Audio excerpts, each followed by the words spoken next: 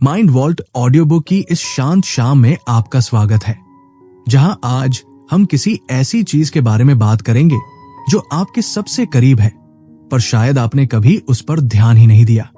अर्जुन, एक 28 साल का लड़का, शहर की एक भीड़ भाड़ वाली कैफे की खिड़की के पास बैठा बाहर हो रही बारिश को देख रहा था। उसके सामने एक लैपटॉप खुला था। स्क्रीन पर कुछ एक्सेल शीट्स थी, लेकिन उसका ध्यान वहां नहीं था। असल में अर्जुन उस वक्त अकेला नहीं था।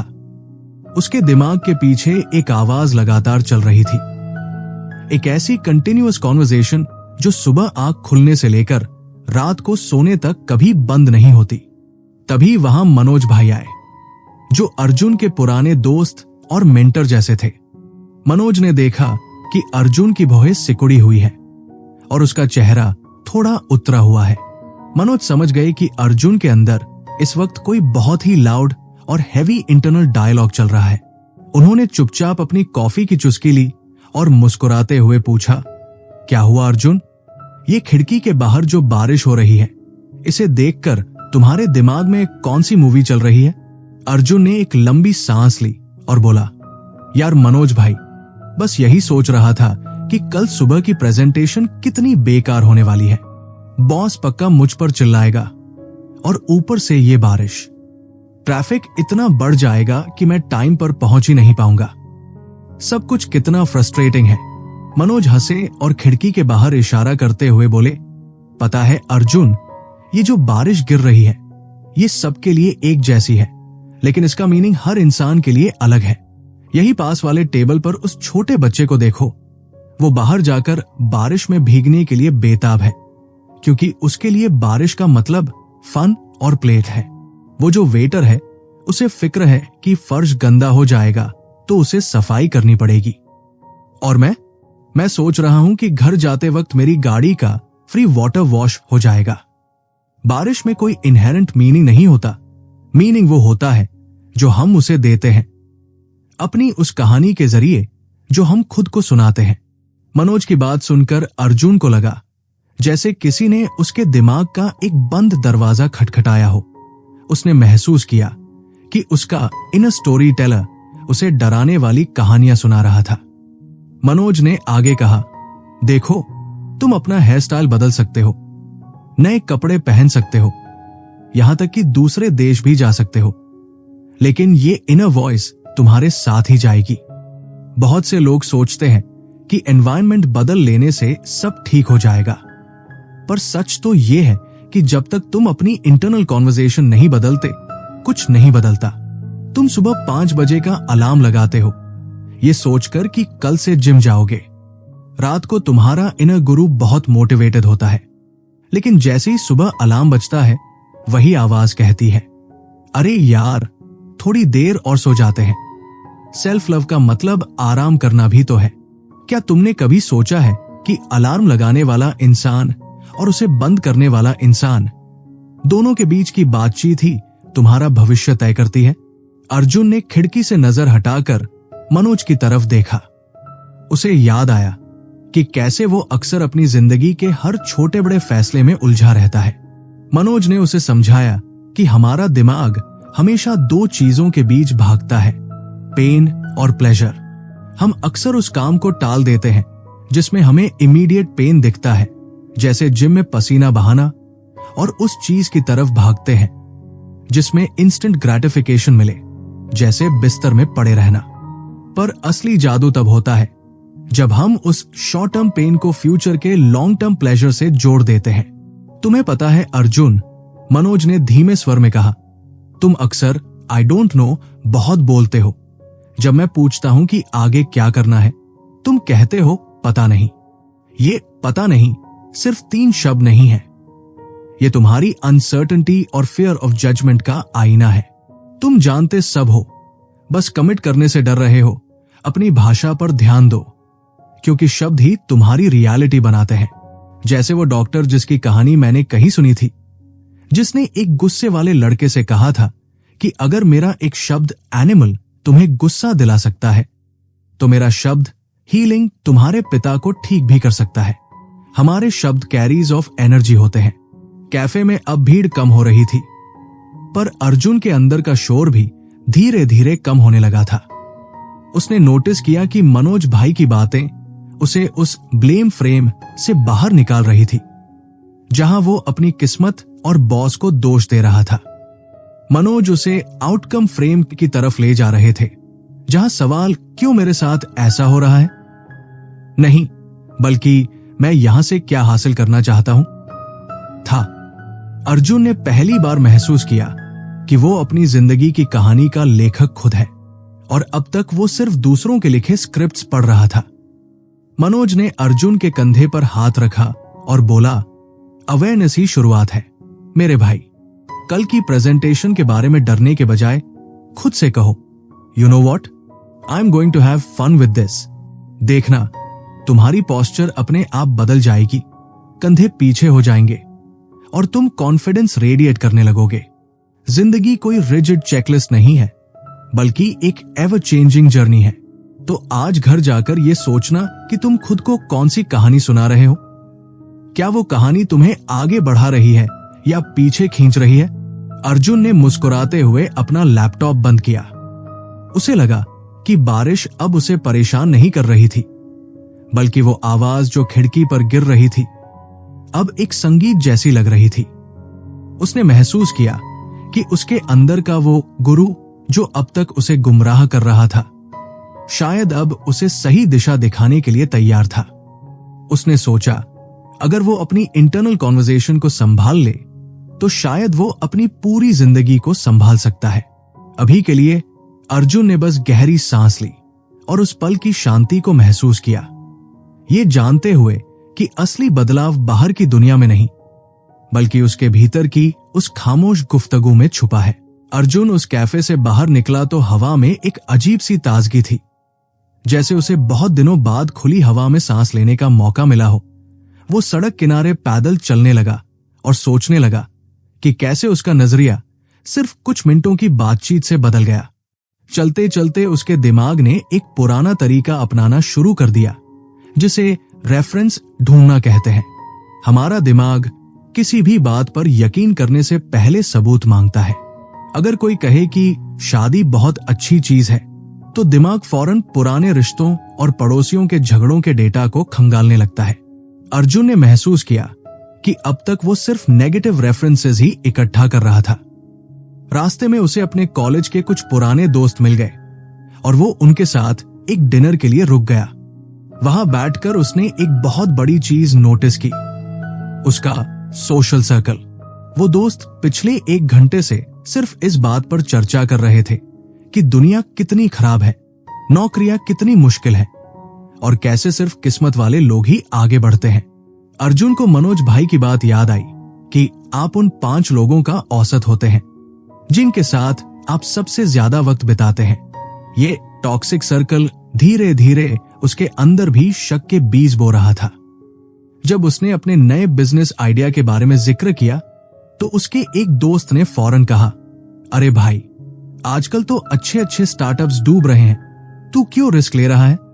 उस वक्त अर्जुन ने देखा कि उसका इनर कॉन्वर्सेशन अचानक बदल गया। वो खुद से कहने लगा, शायद ये सही कह रहा है, मुझे चुपचाप अपनी बोरिंग जॉब ही करते रहनी चाहिए। जहरीले शब्द एक धीमे जहर की तरह होते हैं जो आपकी काबिलियत पर आपको शक करने पर मजबूर कर देते हैं। अर्जुन को समझ आया कि उसे एक पॉजिटिव सर्कल की जरूरत है, ऐसे लोग जो उसे चुनौती दें और बड़ा सोचने के लिए प्रेरित करें। अगली सुबह अर्जुन ने एक नई तकनीक आजमाने का फैसला किया, जिसे मनोज भाई ईगल व्यू मेथड कहते थे। वो शहर के एक ऐसे कैफे में गया जहां वो पहले कभी नहीं गया था, ताकि माहौल नया हो और नजरिया ताजा। उसने अपनी डायरी निकाली और पिछले 1 महीने के अपने बड़े फैसलों को एक गरुड़ की तरह ऊंचाई से देखना शुरू किया। बिल्कुल बिना किसी इमोशन के उसने खुद से पूछा, क्या काम कर रहा है और क्या नहीं। इसी दौरान उसे अपनी जिंदगी के उस ब्लूप्रिंट का एहसास हुआ जो उसने सालों पहले अपने दिमाग में बनाया था। 30 साल की उम्र तक मेरे पास अपनी गाड़ी होनी चाहिए, एक आलीशान घर होना चाहिए। ये वो शर्तें थी जो उसने खुद पर थोप रखी थी। जब हकीकत इस ब्लूप्रिंट से मेल नहीं खाती तो इंसान को नाकामयाबी और तनाव महसूस होने लगता है। अर्जुन ने महसूस किया कि वो इस पुराने नक्शे को पकड़े बैठा है जो अब उसके किसी काम का नहीं था। उसे समझ आया कि जिंदगी कोई रिजिड चेकलिस्ट नहीं है, बल्कि एक बहती हुई नदी है जहां उसे लचीला या फ्लेक्सिबल होना पड़ेगा। तभी उसे मनोज भाई की एक और जबरदस्त बात याद आई, द 3 बिजनेसेस। जिंदगी में सिर्फ 3 तरह के काम या बिजनेस होते हैं। पहला है माय बिजनेस, यानी वो चीजें जो पूरी तरह मेरे कंट्रोल में है। मेरा खाना, मेरी कसरत, मेरा काम और मेरे फैसले। दूसरा है अदर्स बिजनेस, जैसे पड़ोसी अपनी गाड़ी कहां पार्क करता है या मेरा बॉस मेरे बारे में क्या सोचता है। और तीसरा है गॉड्स बिजनेस, यानी मौसम, प्राकृतिक घटनाएं या ऐसी चीजें जो किसी इंसान के बस में नहीं है। अर्जुन ने मुस्कुराते हुए अपनी डायरी में लिखा कि अब तक वो अपना 80% वक्त दूसरों के काम और भगवान के काम की चिंता में बर्बाद कर रहा था। उसे लगा कि जैसे उसके कंधों से कोई बहुत भारी बोझ उतर गया हो। अपनी ऊर्जा को सिर्फ माय बिजनेस पर फोकस करने का फैसला ही उसे आजादी का एहसास करा रहा था। रात को घर लौटते वक्त उसने अपनी पत्नी के साथ एक छोटी सी बहस को बहुत अलग तरीके से हैंडल किया। जब वो चिल्लाने लगी तो अर्जुन को महसूस हुआ कि वो सिर्फ इसलिए शोर मचा रही है क्योंकि उसे लग रहा है कि उसे सुना नहीं जा रहा। जब हम इमोशनली दूर हो जाते हैं तो हम चिल्लाने लगते हैं ताकि हमारी आवाज दूसरे तक पहुंच सके। अर्जुन ने बस उसे शांत होकर सुना, क्योंकि लोग अक्सर समाधान नहीं मांगते, वो सिर्फ चाहते हैं कि कोई उन्हें बिना जज किए सुन ले। उसने नोटिस किया कि कैसे उसकी शांत मौजूदगी ने उस बहस की आग को बुझा दिया। उसने महसूस किया कि शब्दों में घाव भरने की ताकत होती है, बस उसे सही वक्त पर और सही मंशा के साथ इस्तेमाल करना आना चाहिए। अर्जुन ने सोने से पहले खुद से एक वादा किया, वो अब अपनी जिंदगी की कहानी का वो लेखक बनेगा जो डर से नहीं बल्कि प्यार और उम्मीद से अपनी स्क्रिप्ट लिखता है। उसे पता था कि रास्ता लंबा है, लेकिन अब उसके पास वो क्लैरिटी थी जिसकी उसे हमेशा से तलाश थी। अगले कुछ दिन अर्जुन के लिए थोड़े भारी थे, क्योंकि अब उसने अपने विचारों की गहराई में उतरना शुरू कर दिया था। उसे एहसास हुआ कि जब भी बात मनी या पैसों की आती है, उसके दिमाग में एक बहुत ही थका देने वाला इंटरनल डायलॉग चलने लगता है। वो अक्सर खुद से कहता था, मैं कभी अच्छा मनी मैनेजर नहीं बन पाऊंगा, या पैसा तो आता जाता रहता है, मेरे पास कभी टिकता ही नहीं। मनोज भाई ने उसे समझाया था कि ये नेगेटिव सेल्फ टॉक असल में एक दीवार की तरह है जो उसे समृद्धि से दूर रख रही है।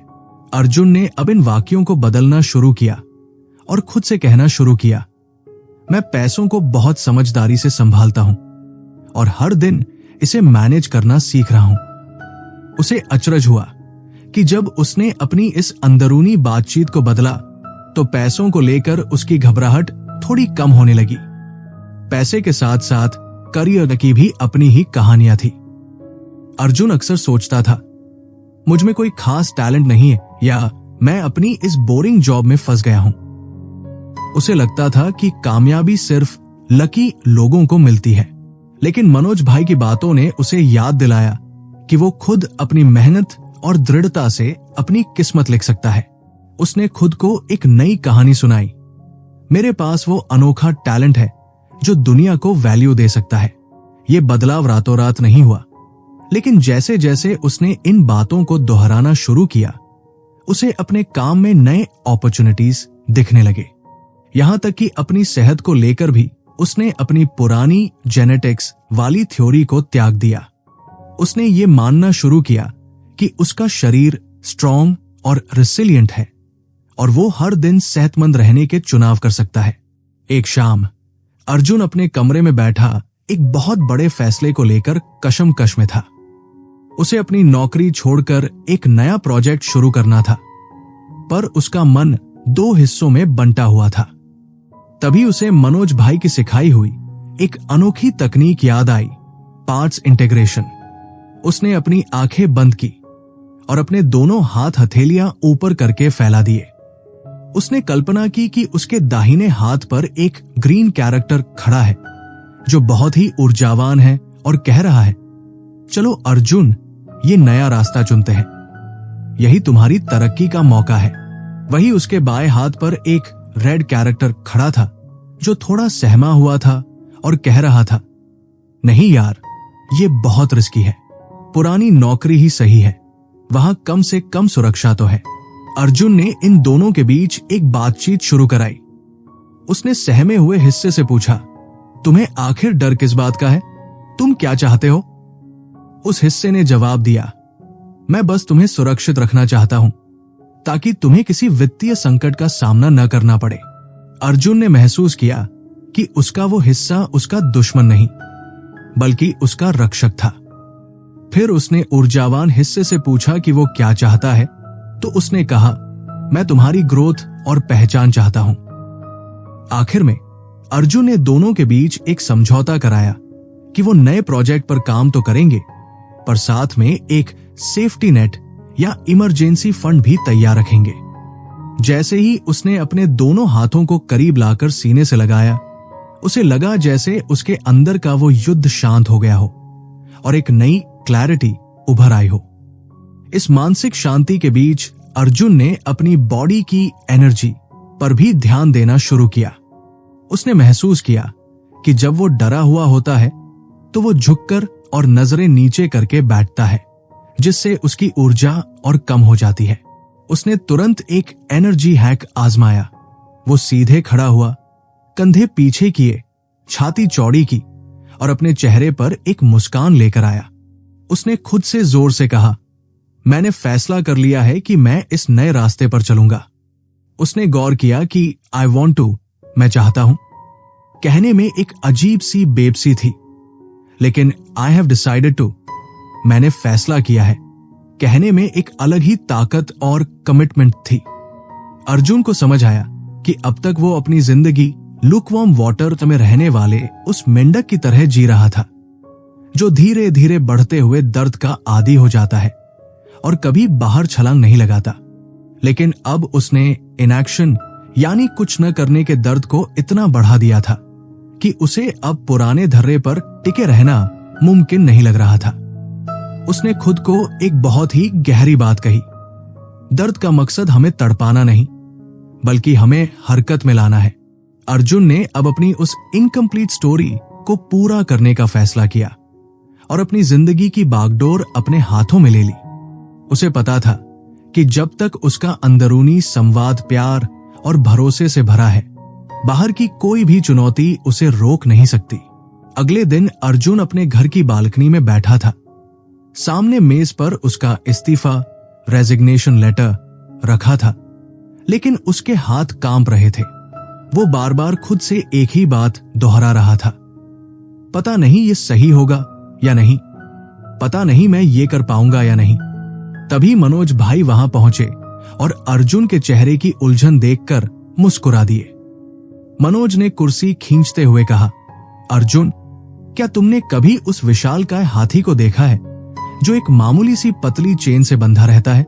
वो हाथी इतना ताकतवर होता है कि एक झटके में पेड़ उखाड़ दे, पर वो उस छोटी सी चेन को नहीं तोड़ता। जानते हो क्यों? क्योंकि जब वो बच्चा था तब उसे उसी चेन से बांधा गया था। उस वक्त वो छोटा था और उसने बहुत कोशिश की, पर चेन नहीं टूटी। धीरे धीरे उसने ये मान लिया कि ये चेन कभी नहीं टूट सकती।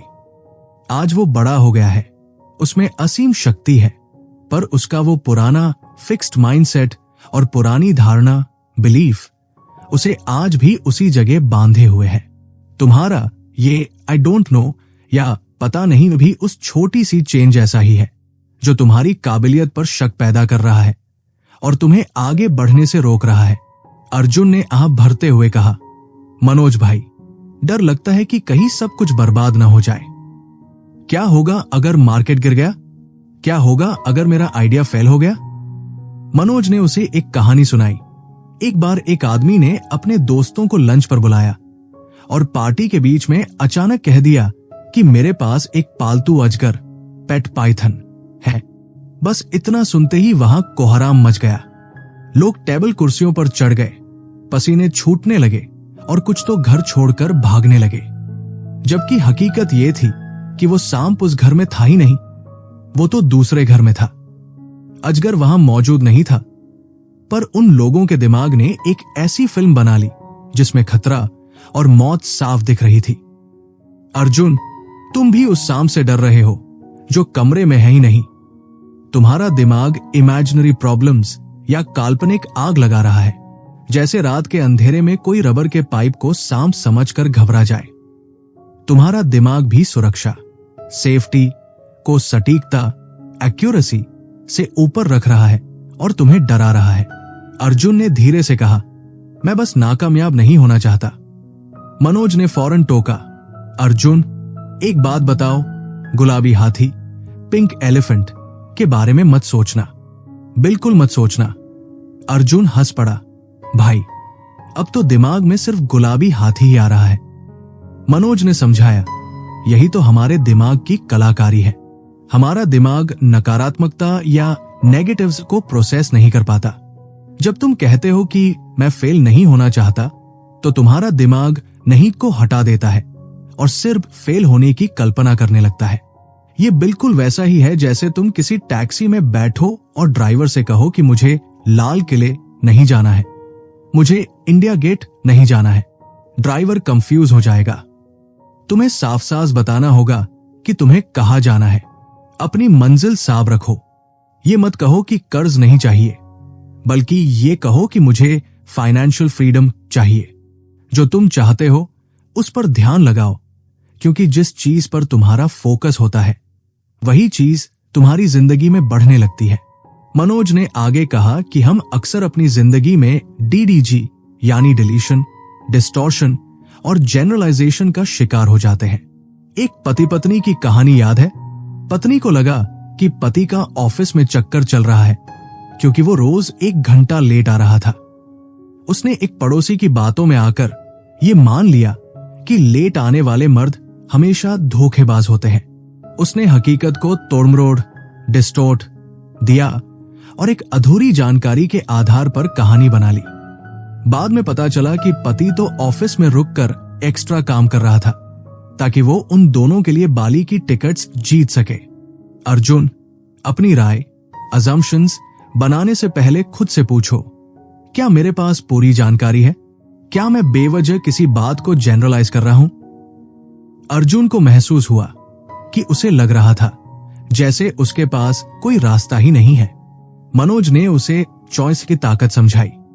अर्जुन, एक कागज लो और अपनी सारी पसंद या चॉइसेस लिख डालो।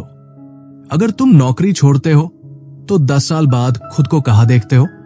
अगर तुम रुकते हो तो 10 साल बाद तुम्हारी हालत क्या होगी? और अगर तुम काम शुरू करके एक मैनेजर रख लेते हो तो क्या होगा? अर्जुन ने जब इन रास्तों को विजुअलाइज किया तो उसकी आंखों में एक चमक आ गई। उसे समझ आया कि वो कभी फंसा हुआ नहीं था, बस उसका नजरिया सीमित था। मनोज ने आखिरी बात कही, कल सुबह जब तुम उठोगे तो तुम्हारे पास 2 रास्ते होंगे। इंस्टेंट ग्रेटिफिकेशन यानी अभी के आराम के लिए अलार्म बंद कर देना, या डिलेड ग्रेटिफिकेशन यानी भविष्य के बड़े इनाम के लिए आज की मेहनत चुनना। अनुशासन, डिसिप्लिन का मतलब है ये चुनना कि तुम्हें अभी क्या चाहिए और तुम्हें सबसे ज्यादा क्या चाहिए। फैसला तुम्हारा है अर्जुन, और याद रखना, तुम्हारे पास हमेशा एक चुनाव करने की ताकत होती है। अर्जुन ने अपना पेन उठाया और इस्तीफे पर दस्तखत कर दिए, ये जानते हुए कि उसका भविष्य अब किसी पुरानी चेन से नहीं बल्कि उसकी अपनी पसंद से बंधा है। अर्जुन ने अपना काम शुरू तो कर दिया था, पर अब उसे उन चीजों से जूझना पड़ रहा था जिनसे उसे हमेशा से नफरत थी, जैसे हिसाब किताब रखना, कागजी कार्रवाई और क्लाइंट्स को अपने आइडिया बेचना। वो अपने छोटे से ऑफिस में बैठा हुआ था, मेज पर बिलों और कागजों का ढेर लगा था। उसके चेहरे पर वैसी ही थकान थी जैसी किसी लंबी दौड़ के बीच में आती है। वो सोचने लगा कि क्या उसने गलत फैसला ले लिया? क्या उसे बस वही नहीं करना चाहिए था जिसे वो प्यार करता है? तभी मनोज भाई ऑफिस में दाखिल हुए। उन्होंने अर्जुन के कंधे पर हाथ रखा और उसकी परेशानी भांपते हुए कहा, अर्जुन, क्या हुआ? लग रहा है जैसे डू वॉट यू लव वाला गुब्बारा थोड़ा पिचक गया है। अर्जुन ने खींच कर कहा, भाई, मुझे लगा था अपना काम होगा तो सब मजेदार होगा, पर ये कागज और ये सेल्स के कॉल, ये सब मेरे बस का नहीं है। मुझे ये सब करने में बिल्कुल मजा नहीं आता।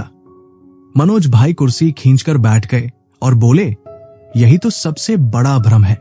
हम सोचते हैं कि जो काम हमें पसंद है उसमें हर पल खुशी मिलेगी, पर यह सिर्फ आधी हकीकत है। मेरी बात याद रखना, 50% समय वो करो जो तुम्हें पसंद है, डू वॉट यू लव, लेकिन बाकी 50% समय तुम्हें उस काम से प्यार करना होगा जो तुम कर रहे हो। Love what you do. कोई भी आर्टिस्ट हो, सिंगर हो या बिजनेस ओनर, हर जुनून के पीछे कुछ ऐसे हिस्से होते हैं जो उबाऊ, डरावने या थका देने वाले होते हैं। जैसे एक लेखक को लिखना पसंद है, पर उसे अपनी किताब बेचना या उसकी मार्केटिंग करना बिल्कुल पसंद नहीं होता, लेकिन बिना मार्केटिंग के उसकी बात दुनिया तक कैसे पहुंचेगी? मनोज भाई ने अर्जुन की आंखों में झांकते हुए कहा, हकीकत यह है कि जिस चीज को तुम नापसंद कह रहे हो उसके पीछे अक्सर डर या फियर छुपा होता है। तुम्हें सेल्स से नफरत नहीं है, तुम्हें डर है कि कोई तुम्हें मना न कर दे। तुम्हें अकाउंट से चित नहीं है, तुम्हें डर है कि कहीं तुम कोई गलती न कर दो। ये जो हमारी झिझक है, ये अक्सर हमें रिस्क लेने से रोकती है और हमें कमजोर महसूस कराती है। यहां समझदारी इसमें है कि तुम इन जरूरी कामों को नजरअंदाज न करो, क्योंकि इन्हें छोड़ने से आगे चलकर बड़ी मुसीबतें खड़ी हो सकती है। तुम चाहो तो इन कामों को किसी एक्सपर्ट को आउटसोर्स कर सकते हो। ये कोई कमजोरी नहीं बल्कि बुद्धिमानी है, लेकिन पहले ये स्वीकार करना होगा कि ये काम तुम्हारे बड़े सपने का हिस्सा है। अर्जुन थोड़ा शांत हुआ तो मनोज भाई ने उसे एक और मजेदार नजरिया दिया। उन्होंने पूछा, अर्जुन, क्या तुम कभी बस की सबसे पीछे वाली सीट पर बैठे हो? अर्जुन हंसकर बोला, हाँ भाई, बहुत बार। पहाड़ी रास्तों पर तो वो सीट किसी सजा से कम नहीं होती। हर गड्ढे पर आप हवा में उछलते हैं। मनोज भाई ने मुस्कुराते हुए कहा, बिल्कुल। एक बार एक लेखक पहाड़ी सफर पर थे और उन्हें भी पीछे की सीट मिली। उन्हें बड़ा दुख हुआ कि पूरी यात्रा खराब हो जाएगी, पर तभी एक नवविवाहित जोड़ा आया और उन्होंने वही पिछली सीट ले ली। वो पूरी यात्रा में हंसते खेलते रहे और उन्हें बड़ा मजा आया। अब देखो, सीट वही थी, रास्ता वही था और झटके भी वही थे, पर एक के लिए वो सजा थी और दूसरे के लिए मजा। जिंदगी में कोई भी स्थिति अपने आप में अच्छी या बुरी नहीं होती।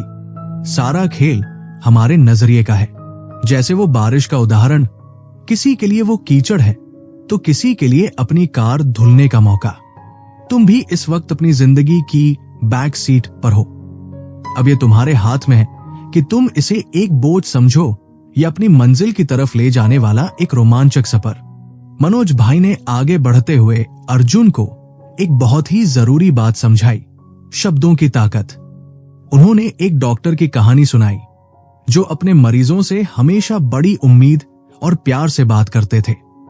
जब एक बागी लड़के ने उनके हीलिंग शब्द का मजाक उड़ाया तो डॉक्टर ने उसे एक कठोर शब्द बोलकर चुप करा दिया। जब लड़का गुस्सा हुआ तो डॉक्टर ने शांति से समझाया कि अगर मेरा एक बुरा शब्द तुम्हें जानवर की तरह व्यवहार करने पर मजबूर कर सकता है, तो मेरा हीलिंग शब्द तुम्हारे पिता को ठीक करने की ताकत भी रखता है। अर्जुन, शब्द सिर्फ आवाजें नहीं है, वो भावनाओं और ऊर्जा के वाहक है। तुम खुद से जो कहते हो वो तुम्हारे अंदर घर कर जाता है। अगर तुम रोज कहोगे कि मैं थक गया हूं या ये काम बेकार है, तो तुम्हारा शरीर और मन वैसा ही महसूस करेगा। इसके बजाय खुद को ऐसे शब्द दो जो तुम्हें हिम्मत दे, क्योंकि शब्द घाव दे भी सकते हैं और भर भी सकते हैं। बातचीत के अंत में मनोज भाई ने अर्जुन को समर्पण या सरेंडर का असली मतलब समझाया।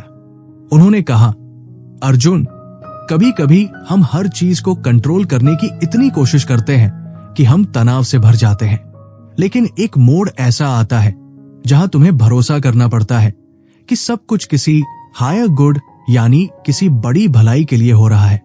ये हार मान लेना नहीं है, बल्कि इस बात को स्वीकार करना है कि कुछ चीजें ब्रह्मांड या किसी बड़ी शक्ति के हाथ में है।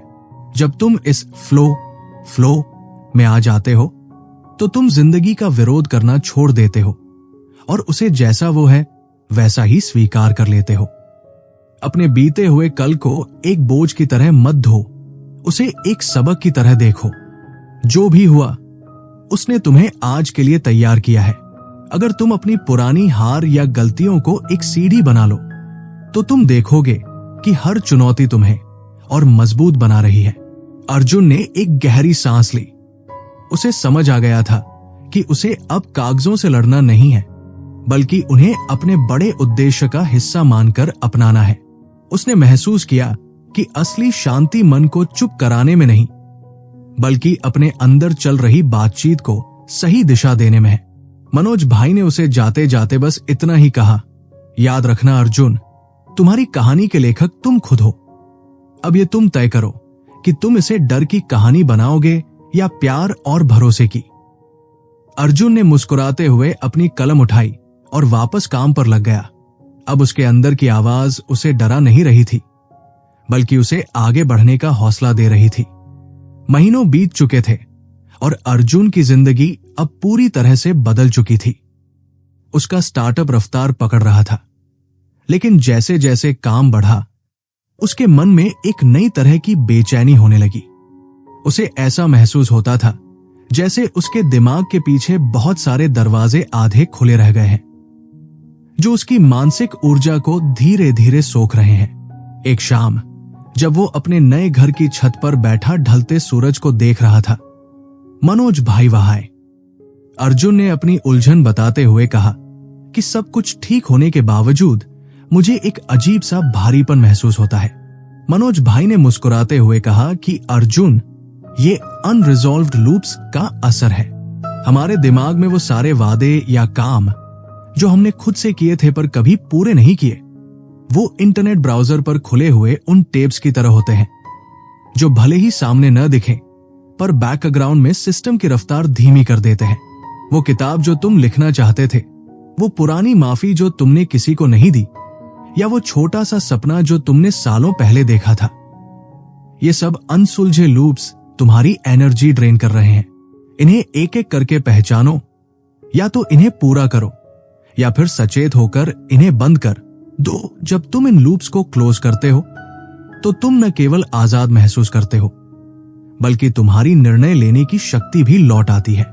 मनोज भाई ने अर्जुन को पास बिठाया और एक बहुत ही गहरी बात कही जो उन्होंने खुद अपनी जिंदगी में सीखी थी। उन्होंने कहा कि अर्जुन, ज्यादातर लोग अपनी मंजिल तय करते हैं और उसकी तरफ भागने लगते हैं, पर असल जादू तब होता है जब तुम अपनी लाइफस्टाइल पर ध्यान देते हो। मंजिल तो सिर्फ एक मील का पत्थर है, लेकिन तुम अपनी जिंदगी हर रोज कैसे जीना चाहते हो, वो ज्यादा जरूरी है। क्या तुम एक ऐसा जीवन चाहते हो जहां सुबह सुकून से अपने पालतू कुत्ते के साथ वक्त बिता सको, या ऐसा जीवन जहां पहाड़ों की ठंडी हवाओं के बीच बैठकर अपना काम कर सको? जब तुम अपनी मनचाही लाइफस्टाइल के बारे में स्पष्ट, क्लियर हो जाते हो, तो तुम्हारे सारे लक्ष्य अपने आप उसी दिशा में मुड़ जाते हैं। फिर तुम कामयाबी के पीछे नहीं भागते, बल्कि कामयाबी तुम्हारी चुनी हुई लाइफस्टाइल का एक हिस्सा बन जाती है। इसके लिए तुम्हें फ्लेक्सिबल होना पड़ेगा, बिल्कुल पानी की तरह जो अपनी मंजिल तक पहुंचने के लिए रास्ता बदलता रहता है पर अपनी फितरत नहीं खोता।